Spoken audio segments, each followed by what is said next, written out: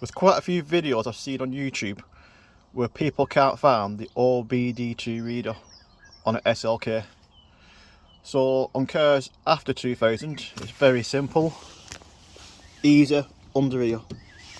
But if you've got an earlier model, so pre-2000, you've got to pop open the hood or bonnet, as we English call it. Pop it inside the car.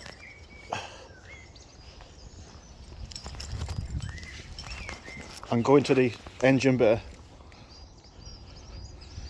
And you look in the engine bay here, this little circle adapter. Unscrew it, and you look inside, there's a 38 pin reader.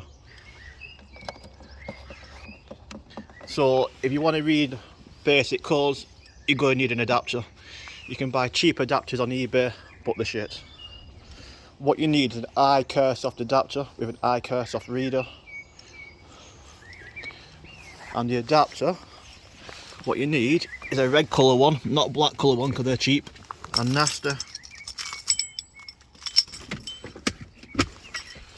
And it is this one here by iCaresoft.